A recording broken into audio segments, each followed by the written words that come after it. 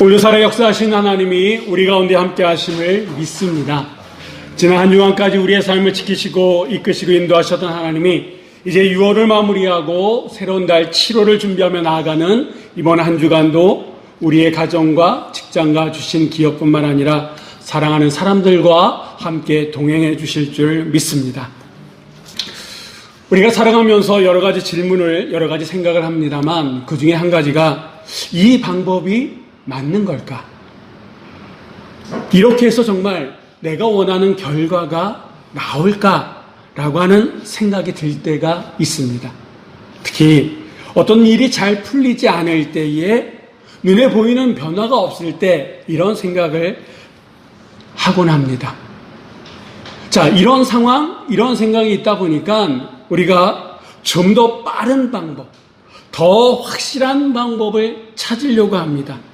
그러다 보니까 기다리기보다는 움직이려고 하고 침묵하기보다는 말하려고 하고 순종하기보다는 판단하려고 하는 그런 경향이 있습니다.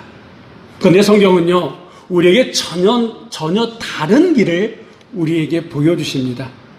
오늘 우리가 읽은 이 여호수아 6장은요, 이스라엘 백성이 가나안 땅에 들어온 이후에 처음으로 이제 맞이한 전쟁과 관련된 이야기입니다. 이들은 이제 요단강을 건넜습니다. 여러분이 아시는 것처럼 길갈에서 할례도 행했습니다. 자신을 충분히 성결케 했습니다. 그리고 이제 본격적으로 가나안 정복 전쟁을 시작하려고 합니다.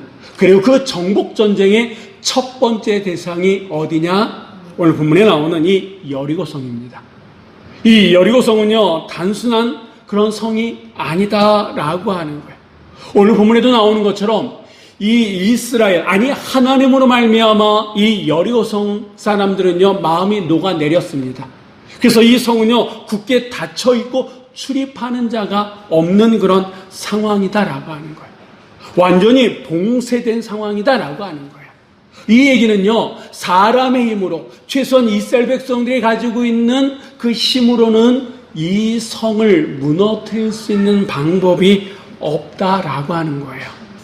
이들에게는 경험도, 전략도, 무기도, 이 성을 충분히 무너뜨릴 수 있는 그 어떤 것도 가지고 있지 않은 상황이다라고 하는 거예요. 이미 가나안 땅에 들어왔습니다. 하나님의 약속을 믿고 현실 앞에 놓여 있습니다. 근데 그 현실은요, 우리들이 생각하는, 이스라엘 백성들이 생각하는 그런 상황이 아니다라고 하는 거예요. 이럴 때 하나님께서 뭐라고 말씀하시냐면, 내가 여리고와 그 왕과 그 모든 것을 너희 손에 넘겨주었다, 이렇게 말씀하셨습니다. 이 얘기는 이미 끝났다라고 하는 거예요. 그런데 그 다음 주어지는 명령은요, 어떻게 하면 더 이스라엘 백성들을 놀라게 합니다.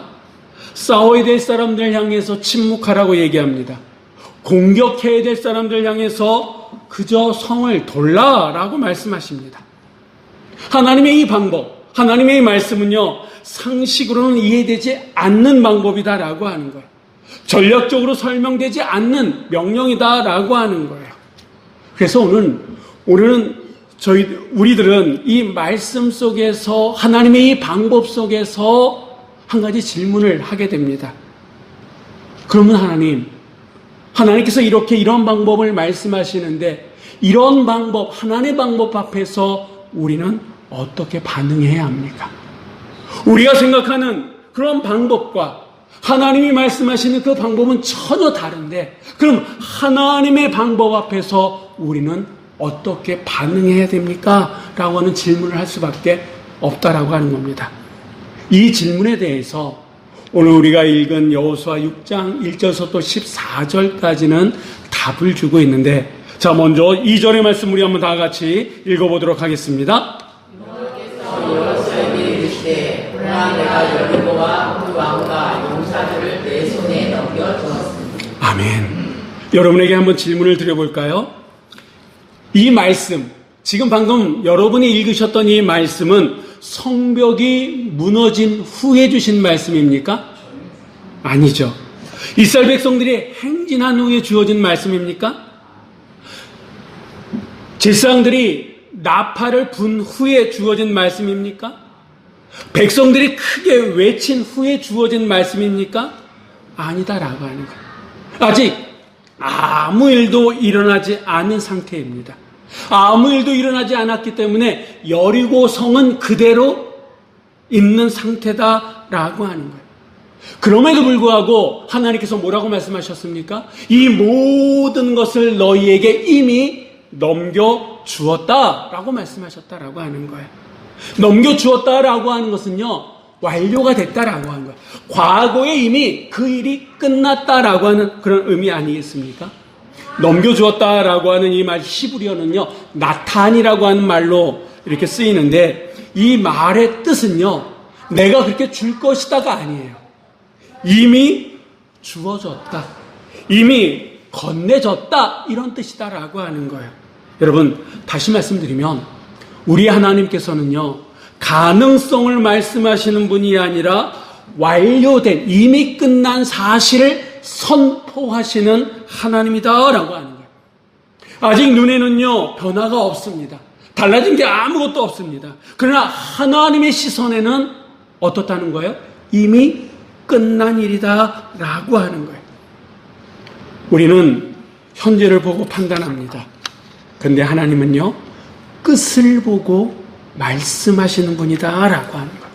그래서 하나님은 종종 미래에 있을 일에 대해서 과거형으로 말씀하신다라고 하는 거예요. 이미 이루어진 것처럼 선언하신다라고 하는 겁니다. 여기서 우리의 믿음이 갈립니다. 우리는 보이는 것을 기준으로 삼는데 하나님은요, 당신의 말씀을 기준으로 살라고 하시기 때문에 우리의 믿음이 갈라진다라고 하는 거예요.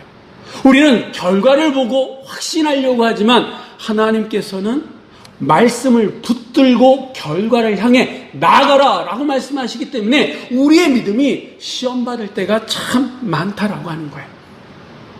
창세기 17장에 보면 하나님이 아브라함의 이름을 아브라함으로 개명시켜 주십니다. 이때 아브라함이 자녀가 있었습니까?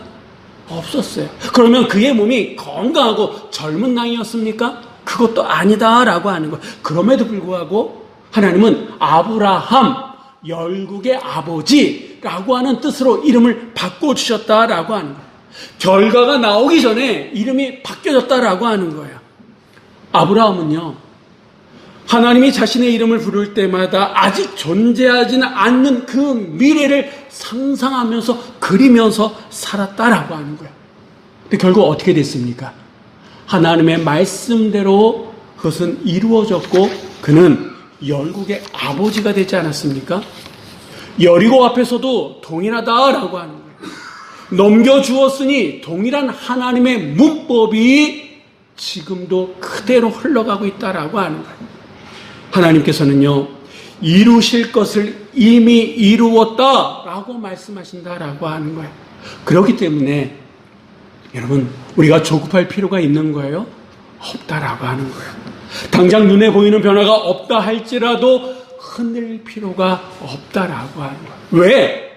하나님께서는 이미 승리를 이루셨기 때문입니다. 그렇다 그러면 우리가 해야 될 일은 분명해지지 않습니까? 하나님의 말씀을 우리의 현실보다 더 실제하는 것으로 붙드는 거예요. 왜? 믿음이라고 하는 것은 없는 것을 만들어내는 것이 아니라 이미 하나님이 주신 것을 붙드는 것, 그것이 뭡니까? 믿음이다라고 하는 거예요. 믿음이라고 하는 것은요, 문제를 외면하는 것이 아니다라고 하는 거예요. 그 문제를 외면하는 것이 아니라 그 문제보다 더 위에 계신 그 하나님의 약속, 하나님의 말씀을 붙드는 것, 이게 바로 믿음이다라고 하는 거예요. 그런데 이렇게 말씀을 붙드는 믿음은 반드시 우리의 삶 속에 두 가지로 나타나야 됩니다. 오늘 본문에 보면 우리의 삶의 태도가 이 두 가지로 나타나야 된다라고 하는 거예요.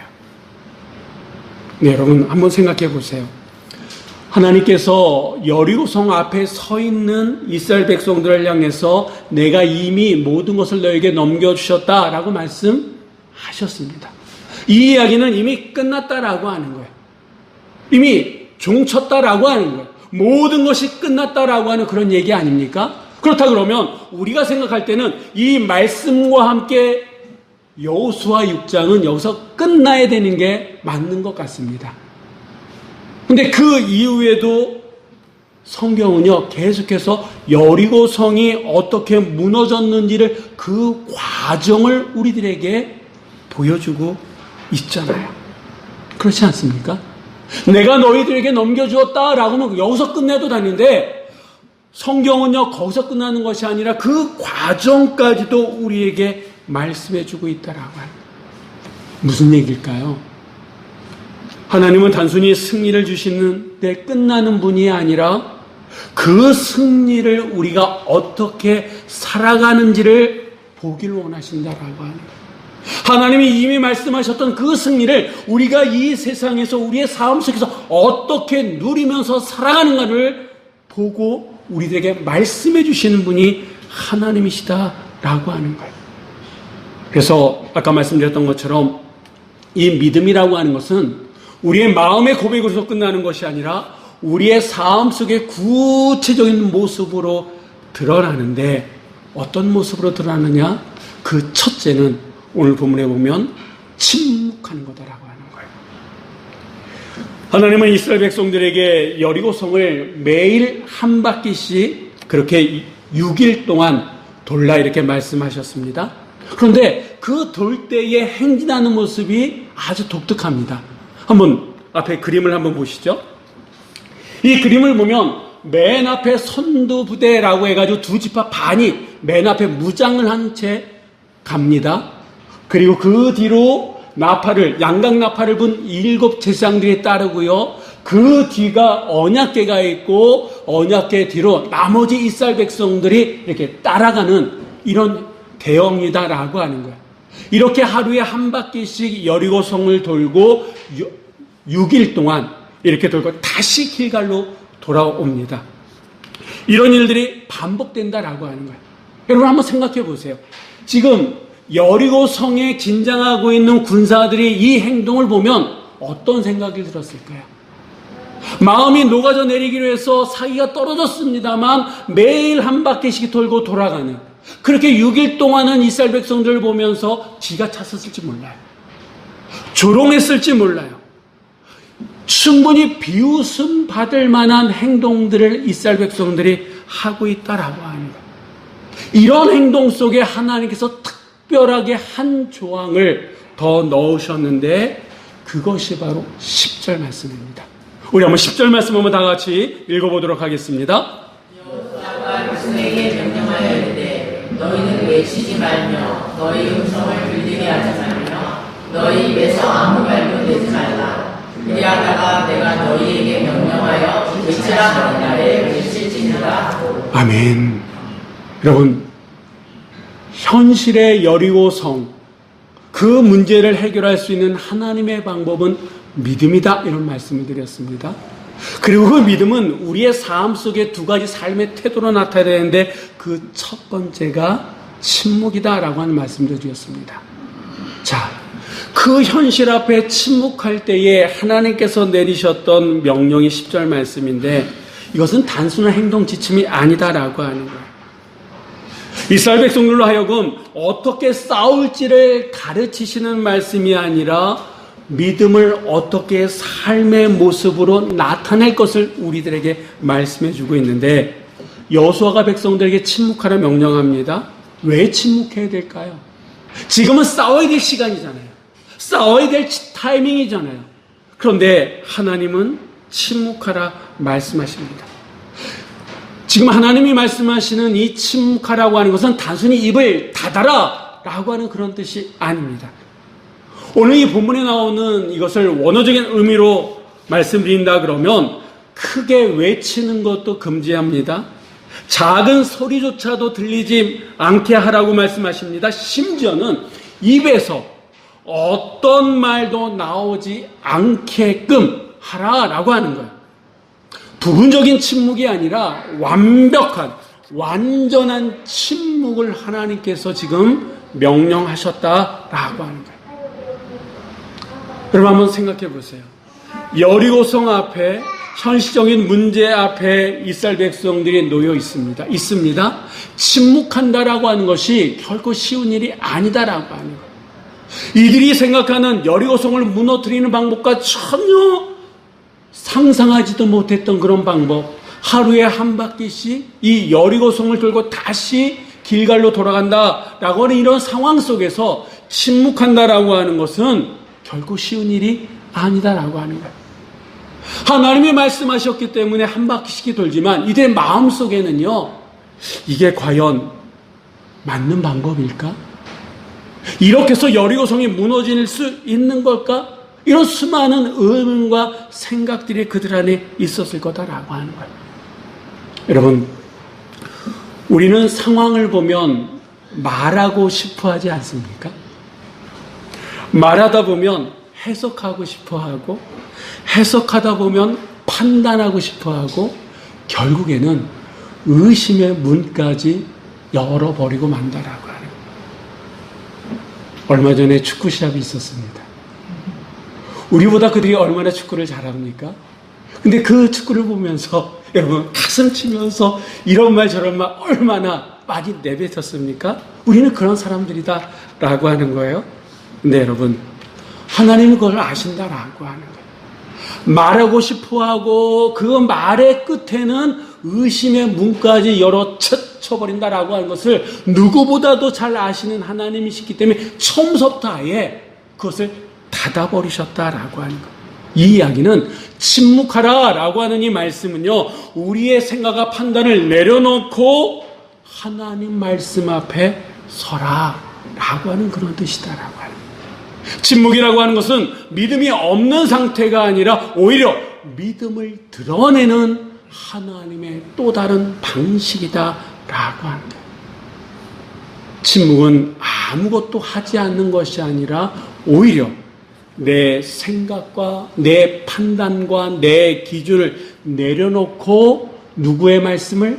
하나님의 말씀을 더 신뢰하는 선택이 바로 침묵이다라고 하는 거예요.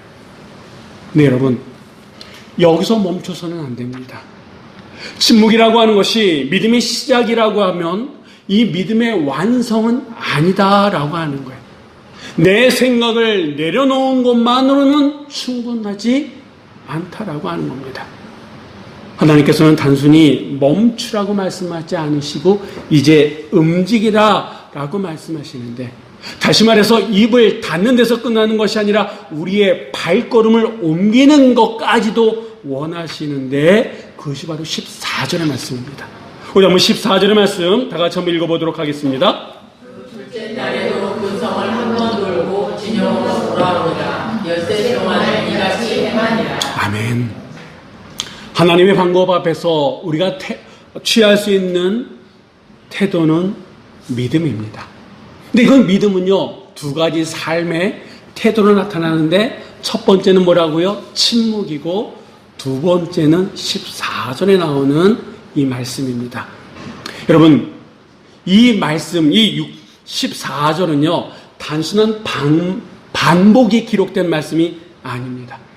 이 말씀을 가만히 보세요. 엿새 동안 이같이 행하니라. 이같이. 하나님이 명령하신 그대로 가감하지 않고 더하거나 빼기 한 것 없이 동일하게 그렇게 했다라고 하는 거예요. 얼마 동안? 6일 동안, 엿새 동안 계속 했다라고 하는 거예요. 하나님의 그 말씀에 이스라엘 백성들이 보인 게 뭡니까? 순종인데, 이 이스라엘 백성들이 보인 순종은 한 번 이례적인 순종이 아니라 지속적인 순종이었다라고 하는 거예요.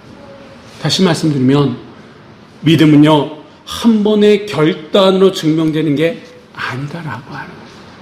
하나님이 원하시는 믿음이라고 하는 것은 얼마나 크게 시작했느냐라고 하는 것보다는 얼마나 끝까지 지속적으로 같은 순종으로 이어가느냐, 이걸 하나님이 기뻐 받으신다라고 하는 거예요.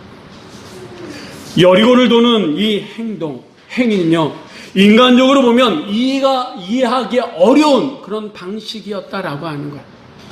이 여리고성, 철옹성과 같은 여리고성을 무너뜨리기 위한 전략으로는 비효율적이었다라고 하는 거예요. 그러나 이스라엘 백성들은요, 그 방법을 따지는 것이 아니에요.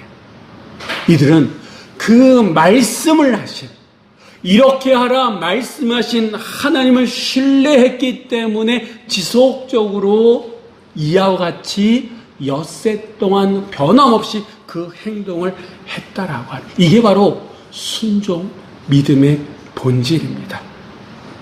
순종은요, 이해했기 때문에 하는 게 아니다라고 하는 거예요. 납득이 되었기 때문에 움직이는 것이 아니다라고 하는 거예요.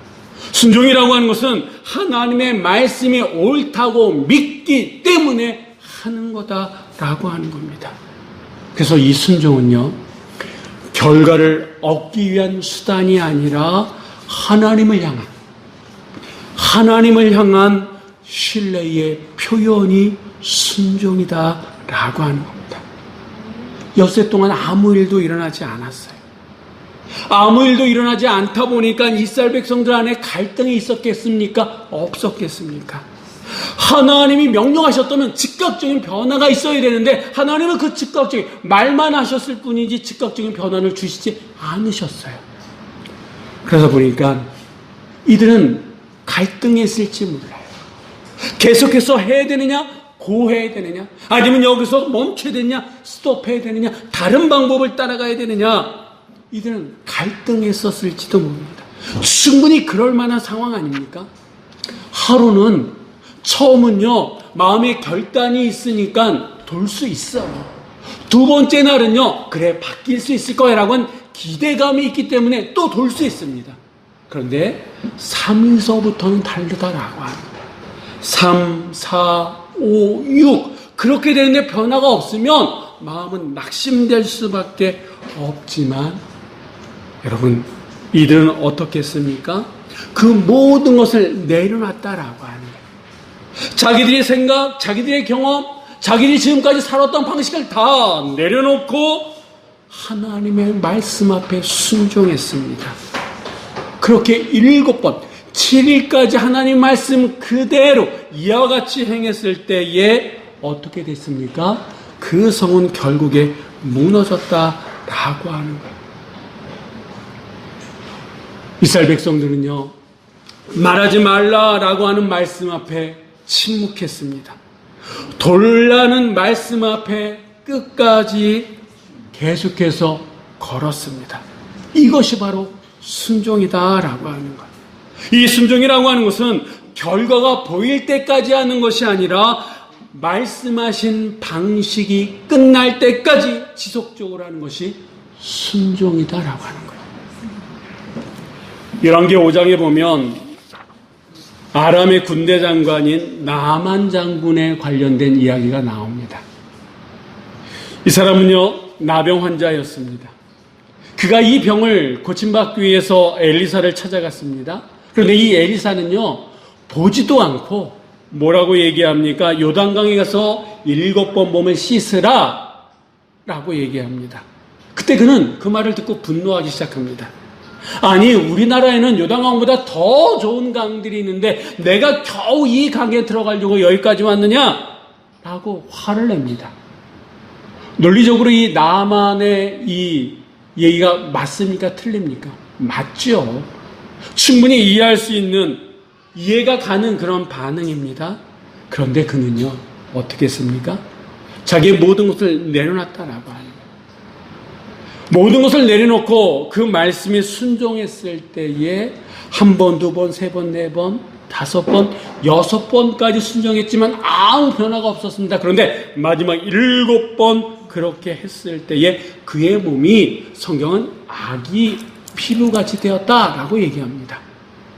여러분, 여기서 중요한 것은 7번이 아니다라고 하는 거예요.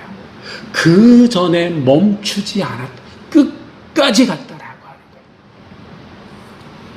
믿음은 감정이 아니라 선택입니다. 믿음은 순간이 아니라 지속입니다. 많은 사람들이 시작을 할 줄 압니다. 그런데 여러분, 계속하지는 못한다라고 하는 거예요. 변화가 보이지 않으면 방향을 바꿉니다. 방법을 바꿉니다. 그리고 결국 멈춘다라고 하는. 그런데 믿음의 사람은 어떻습니까? 결과가 아니라 말씀을 기준으로 살아가는 사람들이 믿음의 사람입니다. 보이지 않는다 할지라도, 내가 보지 못했다 할지라도 들었기 때문에 그 들은 것을 붙잡는 사람들이 믿음의 사람이요, 그 사람들은 끝까지 간다라고 하는 거예요. 그리고 7번째 날 어떻게 됩니까? 하나님이 정하신 그때에 그 성벽 현실의 문제는 무너지고 만다라고 하는 거예요. 그 무너짐은 하루아침에 이루어지는 것이 아니라 지속적인 엿새 동안의 변함없이 순종한 그것의 결과가 오늘 우리의 삶의 모습이 될 수 있더라고 하는 거예요. 왜 오늘 우리의 삶의 문제가 해결되지 않느냐? 우리가 지난 엿새 동안 지속적으로 하나님의 말씀에 순종했는지를 한번 돌이켜 보십시오. 우리의 지속적인 순종이 내일 우리의 삶의 여리송을 무너뜨리는 하나님의 기적의 시간이 됨을 믿으시기 바랍니다. 지금 아무 변화가 없다고요? 순종했지만 상황이 달라진 것이 없다고요? 그 모든 것이 틀린 겁니까? 모든 것이 끝난 겁니까? 아니요.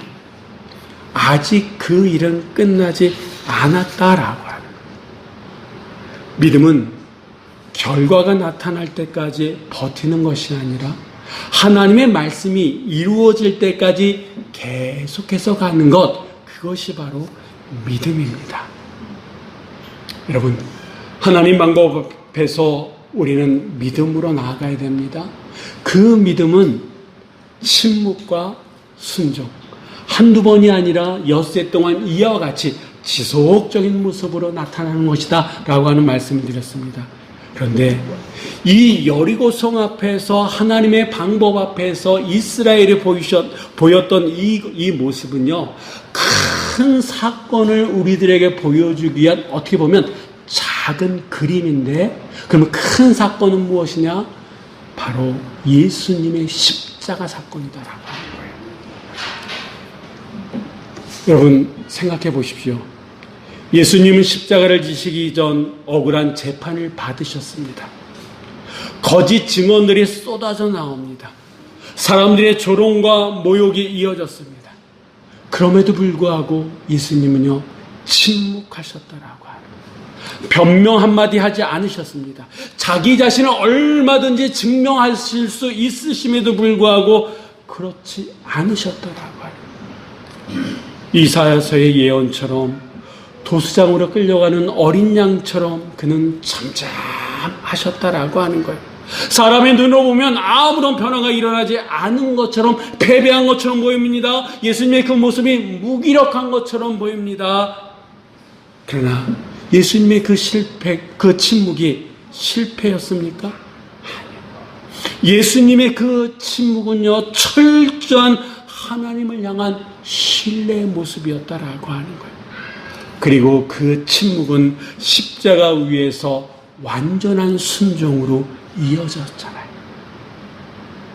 죽기까지 순종하셨으니 곧 십자가의 죽으심이라. 그 결과는 인류를 향한 가장 위대한 승리였어요. 죄와 사망을 무너뜨리는 구원이었지 않습니까? 그 주님의 믿음, 그 주님의 침묵, 그 주님의 순종을 통해서 오늘 우리가 이 자리에 있는 거 아니겠습니까? 우리의 구원이 바로 거기서부터 시작되어졌다라고 하는 거예요. 그렇기 때문에 여러분, 오늘 우리는 분명히 기억해야 됩니다. 하나님의 방법은 현실을 바꾸기 위한 조건이 아니라 이미 주어진 승리를 현실로 만들어가는 과정이다라고 하는 겁니다. 지금 아무런 변화가 없어 보이십니까? 기도해도 순종해도 뭔가 달라지는 것이 없습니까? 실패한 것이 결코 아니라고 하는 거예요. 아직 끝나지 않았을 뿐이다 라고 하는 거예요. 오늘 우리에게 필요한 믿음은 무엇인가를 만들어내는 믿음이 아니라 이미 주어진 것을 붙드는 믿음인 줄 믿으시기 바랍니다.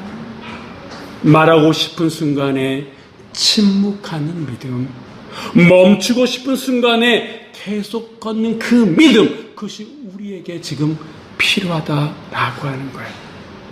여러분, 그런 의미에서 말씀보다 앞서가지 마시기 바랍니다. 그렇다고 말씀보다 뒤처지지도 마시기 바랍니다. 하나님의 말씀 그 방식대로 끝까지 침묵하며 순종하며 나아가십시오.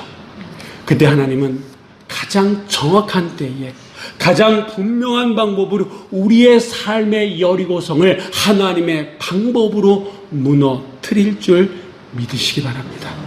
기도하시겠습니다. 사랑과 은혜가 풍성하신 하나님 아버지, 오늘 말씀을 통해 이미 우리에게 승리를 주셨음에도 불구하고 보이는 현실 때문에 흔들렸던 우리의 모습을 돌아보게 하시니 감사드립니다. 하나님, 우리는 상황을 보며 쉽게 말하고 판단하며 결과가 보이지 않으면 의심했던 연약한 존재임을 고백합니다. 그러나 믿음은 없는 것을 만들어내는 것이 아니라 이미 주신 것을 붙드는 것임을 깨닫게 하시니 감사합니다. 주님, 우리의 입을 다스려 주옵소서. 말하고 싶은 순간에 침묵하게 하시고 내 생각보다 하나님의 말씀을 더 신뢰하는 믿음을 주옵소서. 또한 우리의 걸음을 붙들어 주셔서 한 번의 결단이 아닌 끝까지 이어지는 순종의 삶을 살게 하시고 아무 변화가 없어도 말씀하신 그 길을 계속 걷게 하여 주시옵소서. 주님, 우리가 중간에 멈추지 않게 하시고 말씀하신 길에 끝까지 순종하는 믿음을 허락하여 주옵소서. 십자가 앞에 나아가게 하여 주옵소서. 침묵과 순종으로 우리에게 영원한 승리를 이루신 주님을 온전히 바라보게 하여 주시옵소서. 이제 우리도 그 길을 따르게 하시고 우리의 삶 속에 여리고 앞에서 두려워하지 않게 하시며 이미 주신 승리를 믿음으로 붙들게 하옵소서. 하나님의 그때에 하나님의 방법으로 그 성이 무너지는 것을 보게 하시고 우리의 삶이 하나님의 말씀이 참됨을 증거하게 하여 주시옵소서. 우리 주 예수 그리스도의 이름으로 기도드립니다. 아멘.